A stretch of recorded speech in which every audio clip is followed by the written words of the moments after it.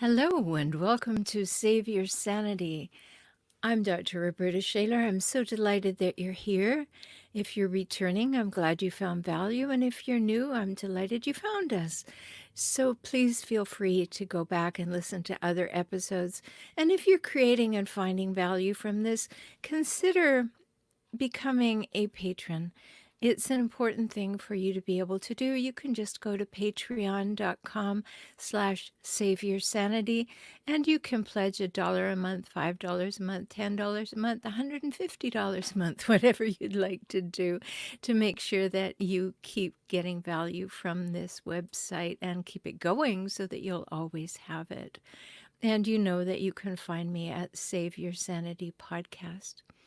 So today we're going to be talking about this very, very important piece and why it's important and sadly important that you need to stop hoping that you'll ever be able to create emotional intimacy with a narcissist, a hijackal, a person with antisocial tendencies. It's something that they cannot give you, they will not give you. To give you that would mean that there was some sense of equality, and you know that they're very, very heart set on never, ever giving you a sense of equality. And yes, they're really good for a moment or two at giving you that false sense. And that's the moment that they want you to kind of fall back in love with them and maybe disclose something, maybe give them something, maybe admit to something, and then you know what happens. That goes absolutely nowhere good. And that's because hijackals are never intimate. They can't be intimate because intimacy means that they're going to create closeness. They're actually going to let you in. They are going to see you as an equal, reciprocal, and mutual partner. Now, you know, in other episodes, particularly in the 3 must-haves one, that's what I was talking about, how a healthy relationship must have equality, reciprocity, and mutuality. Sadly, that will never happen with a hijackal. They will not give that to you. They don't have it to give. They can't give it to you. And if they did have it, they wouldn't give it to you because it would mean that there was some power differential and some equality that erases the differences between the senses of power, that you were actually doing life together. And they're not interested in that idea of doing life together as partners, equal, reciprocal, and mutual. Their previous fears, the things that have happened to them, and don't go putting on that compassion hat, the things that have happened to them are just facts that has created the way that they survive in life. And the way that they survive in life is to always have to feel superior and having power, control, or domination over someone else. And they like to manipulate. So just in the saying of that, you can see that their ability, their willingness to create intimacy is just about impossible to get, because intimacy means having closeness. And closeness is not the same thing as proximity. Proximate means you're standing next to someone. Closeness and intimacy means that you're emotionally close to someone, not just physically close to someone. So there is that big difference. And it becomes imperative for us to realize what intimacy is, because if it's something that we want, something that we're looking for, something that maybe we're even longing for, then we have to recognize it's not available from the hijackal, from the person with narcissistic or sociopathic or psychopathic or borderline tendencies. It's not available on a regular basis. And for the first 3 categories I just mentioned, it is only available as a manipulation strategy. It is not available from a wonderful, loving place that wants to develop a relationship with you. And this is very important to know. I know it's sad.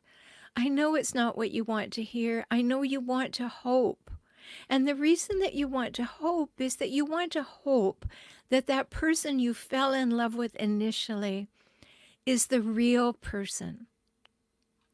And I'm sorry, it's not true. The real person is the person you're experiencing on a daily basis now. And the sooner that you can tell yourself, I was sold that hope in an effort to get me.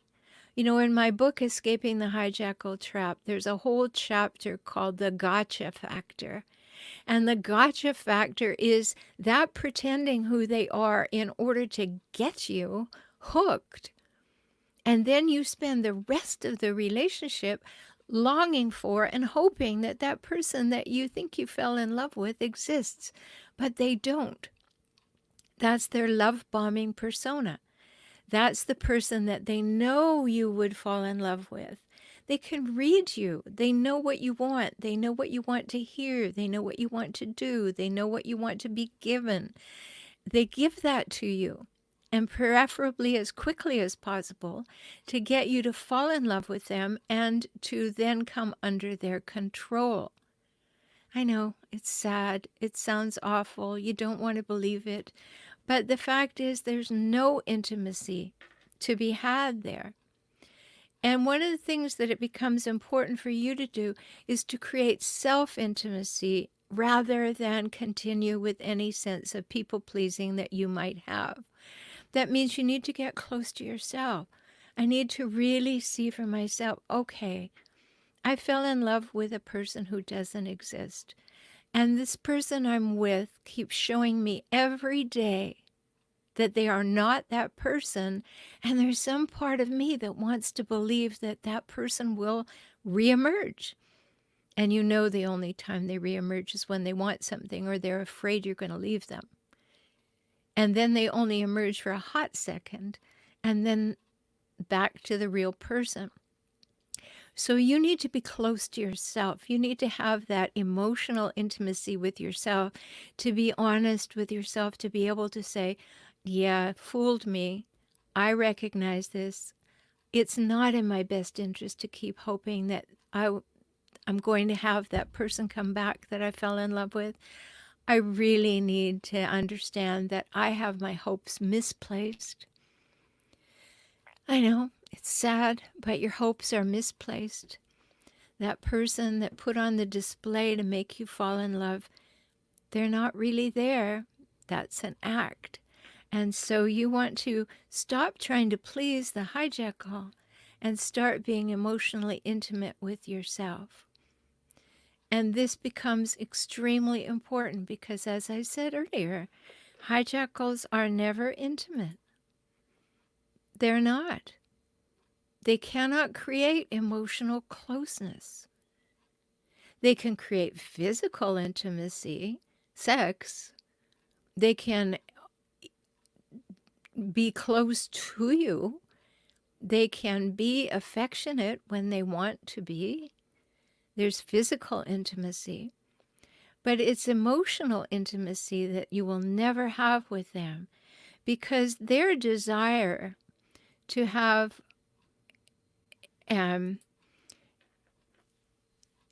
emotional intimacy is non-existent. What they want to do is to take your desire for intimacy and use it as an opportunity to weaponize your vulnerability. Now, what I mean by that is what they want to do is they want to get you into that place that goes, oh, there's the person I fell in love with. How wonderful. I've been waiting for that. And then you will try to get closer because that's what you want. And at that moment, you will disclose things. You will apologize for things. You will accept things. You will forgive things because you're so hopeful that that's the real person. And what they're doing is they're remembering all these things. And then they're going to use them against you. That's what I mean by weaponize your vulnerability. You were vulnerable, you were raw, you were open, you were trying to draw closer, and they are just keeping a little list of things to get you with later. So they're going to weaponize your vulnerability because the truth of the matter is that they don't want to know you. They want to control you. And The only reason that they want to know you and could be disguised as wanting to really know who you are is so that they will have the ability to control you. They will know what makes you fearful. They will know what you want so they can withhold it and have power over you. It's sad stuff, it really is, but they don't want to know you. They're not curious about your day. They're not curious about your feelings. They're not curious about how they affect you, are they? No, they're not. They're curious about how can they get what they want? How can they have a sense of control? How can they manipulate? How can they dismiss or discard or demean or devalue that makes them feel powerful? But the only reason that they're interested in you is to get the goods on you so that you will allow them to have weapons to use on you later. Haven't you ever had that experience where the hijackal seems to remember who you are and remember that they love you, and you're so excited, and then you tell them something, maybe it's something simple. Maybe it's like, well, I'm really, really uncomfortable in the dark. I'm just really uncomfortable. And they'll say, oh, I didn't know that about you. That's sad. Come here, let me protect you. And then what'll they do? They want to have some control over you. Maybe they'll use it in a social setting where they will say to somebody to make fun of you, well, he or she is afraid of the dark. I mean, what kind of a person is that? And you'll feel blindsided. You'll feel let down.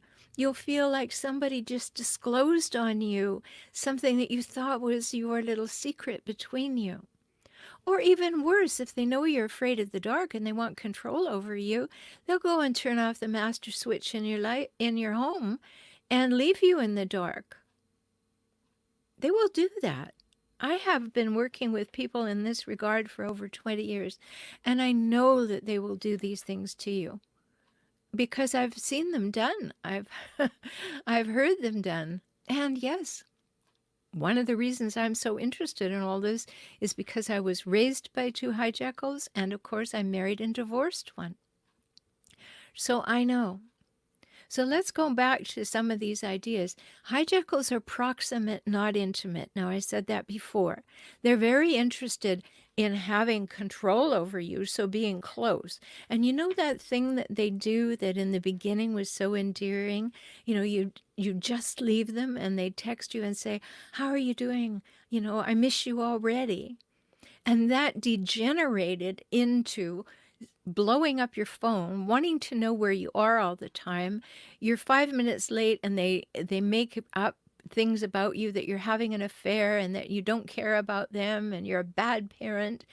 They go to extremes because I've talked about that so frequently, and that all or nothing thinking that is a hallmark of a hijackal. They go to those extremes, right? And all this is veiled surveillance, if you like. Yes, they'll put cameras in your home or a GPS on your phone, especially if you don't know they did it. They'll do it. And you have to watch for that. Make sure that you take your car in and make sure it doesn't have some GPS thing on it that you didn't place there. Or your telephone, that they just snuck a GPS on there and they're tracking you. Because they like surveillance. It makes them proximate. They know where you are all the time. So that kind of proximate is not anywhere near or going to become at any time an intimate relationship. So these are very important things because proximate, is closeness in a physical sense, in the same room, in the same house, in the same car. But intimate is private and personal and in your feelings. And the only reason they'll ever want to get in there is so they can manipulate your feelings. So this is a big deal. So what is an intimate relationship? How do you know if you're in an intimate relationship? Well, this is where people feel free to express their deep thoughts and feelings and where they're safe to do it. You can express your deep thoughts and feelings and you're safe to do it. Not just safe in the moment, but always safe. That what goes between the two of you will not be disclosed elsewhere. It will be used to deepen that special bond. That's what happens in a healthy relationship. But in a relationship with a hijackal, that's not what happens, is it? They use it against you. So an intimate relationship where you feel free, truly free, you don't have any concerns, you don't have any fears, to say what you think, feel, need, and want, or what you prefer, or what you're afraid of, or anything that you can share with that one important close partner. And then that safety that it will never be shared, that it will always be between you. That's truly an intimate relationship. And so it becomes important for us to understand this. And I want to give you two very important definitions of intimacy. And this one is from psychological research. And it says intimacy is a process of interaction in which social partners, as a result of sharing personal and private thoughts and feelings, come to feel close, understood, appreciated, and cared for by each other. By each other. There's that mutuality that I talk about in the 3 must-haves, right? So it's a process in which you deepen your relationship by coming to know each other better, by disclosing things, by feeling safe, and then you feel cared for by each other. That's one definition. And another important one is from the American Psychological Association, and it says intimacy is an interpersonal state of extreme closeness, such that each party's personal space can be entered by the other party without causing discomfort to the other. Without causing discomfort, ever, ever, ever. Do you see how important it is to understand that you have to stop hoping for this intimacy if you're with a hijackal? Because it's not available. It is not going to happen. And this becomes so important for you to understand. And it's sad that it's not going to happen because you were so hopeful it would. But you can see how it happens, that you fall in love and you don't want to be wrong about that person. You don't want to actually say, the person I'm with now is not that person and I chose them. You don't want to be wrong about that. I understand that. But I would much prefer that you be safe in this moment than have to say, I chose the wrong person. I was deceived, and now I realize that they're not that person. That's not a problem. That's wisdom. To be able to say the person that I chose is not the person I thought they were, and for these reasons, I need to reconsider being in relationship with them. Do you see how important that is? Because intimacy requires emotional safety. You have to be able to tell the truth, and you have to be able to keep agreements, and you have to be authentic and open and be able to problem solve together for the benefit of the relationship as well as for the benefit of each partner. Remember, there are 3 people in a relationship, 3 entities, maybe not people, but there are 2 me's and a we. And we have to be as interested in each me and the we. And sometimes we have to make decisions that are in the best interest of the we, and sometimes we have to make decisions that are in the best interest of one person or the other, and sometimes that means you have to make decisions that are in your own best interest, regardless of what the other person wants. And when you're with a hijackal, of course, it's all their own enlightened self-interest, and you have to kind of wake up and smell the herbal tea there, because they want you to continue thinking that they deserve everything that they can get from you. And that's really not the case. So remember what I said. Intimacy requires emotional safety. And you're never going to be emotionally safe with a hijackal, are you? It's just not going to happen. Because they are 100% determined and focused on getting the best of you for themselves and doing exactly what they want, regardless of how it hurts you. And regardless of how it benefits you too, because they're only interested in what benefits them. So you need to be working on your self-intimacy and your self-approval, because that is just so important. And on this topic of intimacy, there are 4 kinds of intimacy. And yes, you're going to get sexual intimacy from a hijackal. Yes. But you may not get physical intimacy, which is affection. That's what most of us are longing for, because it allows us to be seen. It allows us to feel like someone actually acknowledges us, actually knows that we are present, right? Affection is that running their fingers across the back of your shoulders as they pass you to say, I see you. I want to connect with you. As opposed to running the fingers across the back of you to say, I'm watching you. I'm here. That's not what you want. That's not emotional safety. Not at all.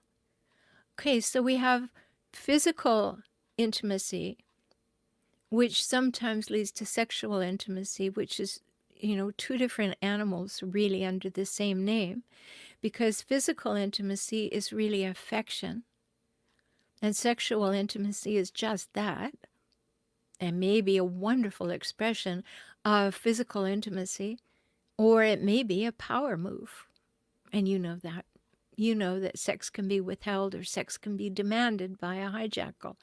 And that does not come into intimacy. Intimacy is the desire to be close, from both people having the desire to be close. So emotional intimacy is being able to share ourselves equally and safely. And intellectual intimacy is being able to exchange thoughts and ideas and enjoying that interchange, that level of closeness. And then we have spiritual intimacy, so we can share our inspiring moments and things that uplift us and all. And then we have that physical sexual intimacy.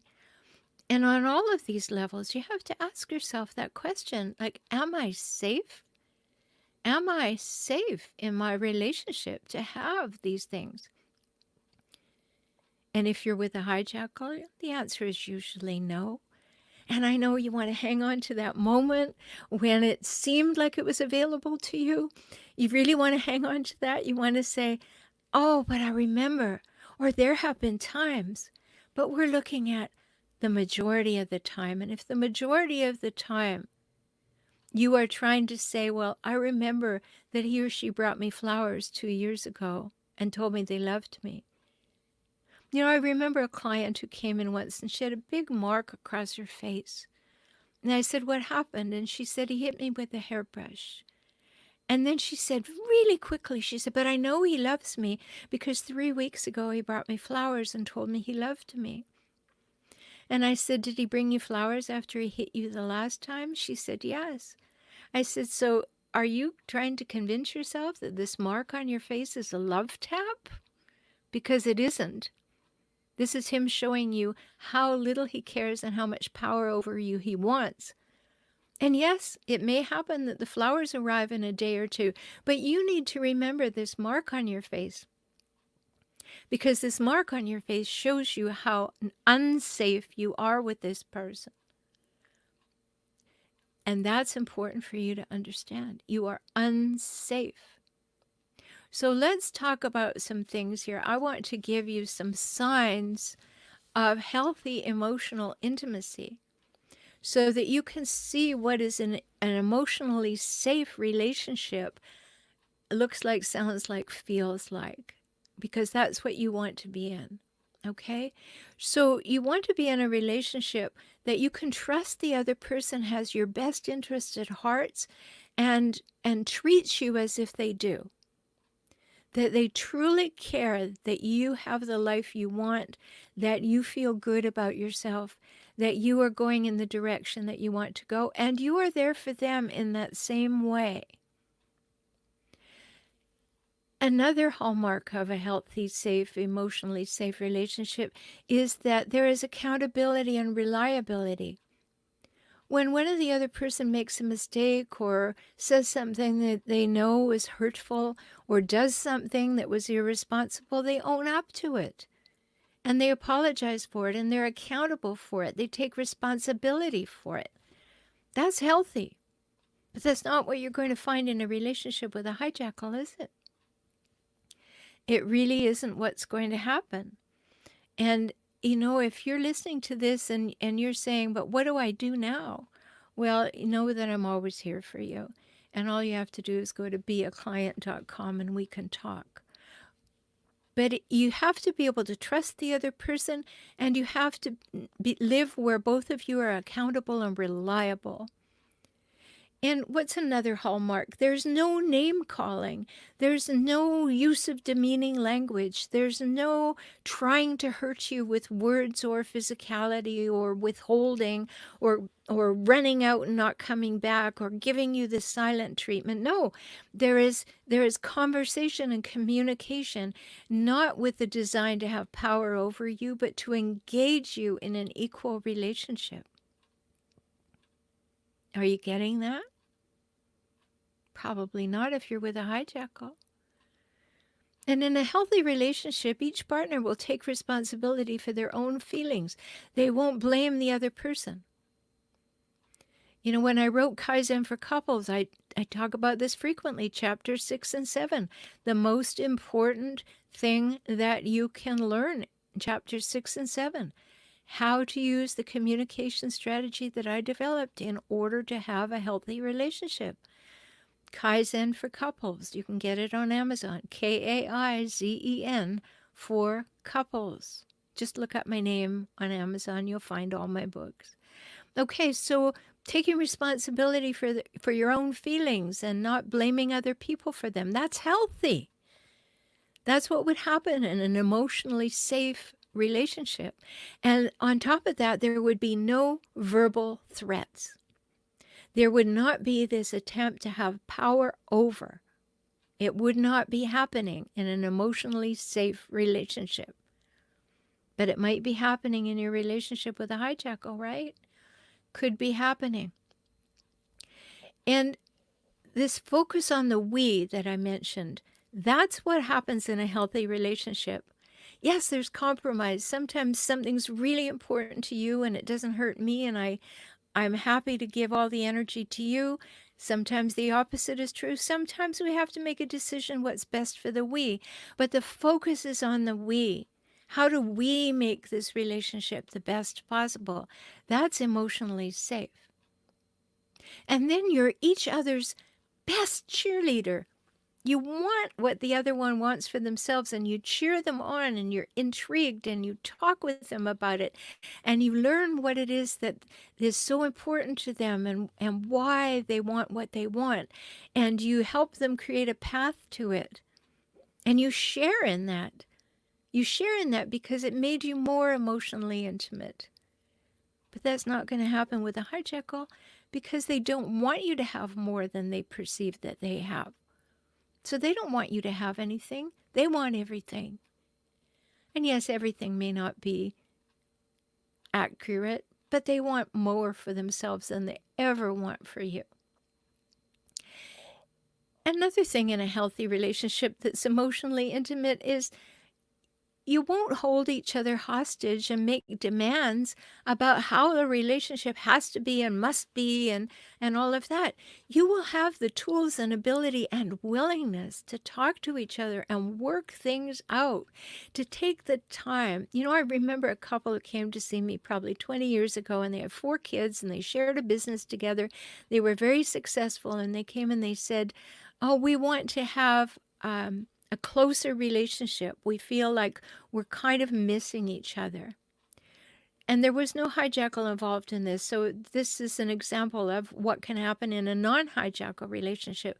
So I said to them at one point, I think I'd seen them 4 or 5 times, okay, the homework for this week is that they wanted to do it in the hot tub. You get in the hot tub and you have a 45-minute conversation together that does not involve the business or the kids, that talks about your feelings and your desires and your wants and what you'd like to create and why.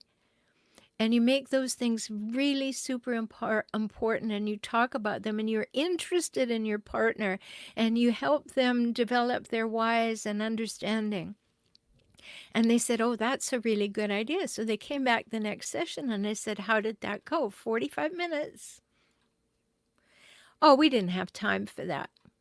And you know what I did? I said, okay, you're not ready to work on your relationship. Apparently 45 minutes out of an entire week to spend just with each other is not the way you wanted to invest your time. So we're going to have to do some individual work to find out why that wasn't important to you, why it was okay with each of you to just let that go by. That's a very important thing to understand, because you'll hold each other hostage with your demands about how the relationship should be. And we never are going to feel good when we're held hostage, and you know how a hijackal holds you hostage, how they want to and how they do and how they exert power over you. Another thing in an emotionally safe relationship is you can negotiate your needs. You can talk freely about it. Nobody's going to put you down. Nobody's going to laugh at you. They're going to be interested and curious, and you're going to be safe to talk about it. And then you're going to be able to negotiate. You know, I'd like more of this. Well, I don't know if I have it to give. What could it look like? Well, let's try that. And they're interested in building the relationship. The relationship is not a sideline. It's the main thing. It is the support function for your lives. That's healthy. That's healthy. And the last thing that happens in a relationship, although many, many more things, but it's just that I want to add today, is that you don't withhold things from each other. You don't withhold resentments and use them as ammunition or weapons. You talk things through. You're really close to one another and you talk things through. Now, these are all things that are very important to creating emotional safety. But stop hoping for emotional intimacy from a person who is not able or willing or interested in providing it to you. They may not have the capacity, again, keep the compassion hat off. They may not have the capacity, and you didn't create that lack of compassion, that lack of capacity rather, and you cannot fix it. But what you can do is notice that you deserve to be in an equal, mutual, reciprocal relationship that has the 3 must-haves. And if it is unavailable in this relationship, maybe work towards seeing if it can help. I often work with a couple to see if it's possible, to see if everybody's just too scared, and get some level of interaction where there can be some mutuality. And maybe you'll find that there can never be, and that's important. So if you've recognized today that you were hoping for emotional intimacy, you keep hoping that that person you fell in love with is going to return, and they're going to love you, and they're going to care about you, and they're going to want to fill your cup, please stop. That's just not the case. They don't have it to give, and if they did, they wouldn't give it to you because they would not want to be that open. They would live in fear that that would give you power over them. I know it's sad. I know it's difficult. But if you've been hoping that that emotional intimacy is just around the corner, and you've been making yourself into a pretzel or a doormat hoping, please know it's not going to happen. It's sad, but please know it's not going to happen. And if you want to talk to me directly and you're a new client, remember, just go to beaclient.com. Then you can talk to me in my introductory offer for $97. But you can find so much on for relationship help, and also on my YouTube channel by the same name, for relationship help. So, as you digest this information, as you think about it, spend some time saying, what is real in my relationship and what am I hoping for? And am I hoping for things that are never going to come my way because they're unavailable? And that's so important because you need to be in an emotionally safe environment. And emotional safety has to precede emotional intimacy, and you don't have emotional safety. So I hope this has been helpful to you.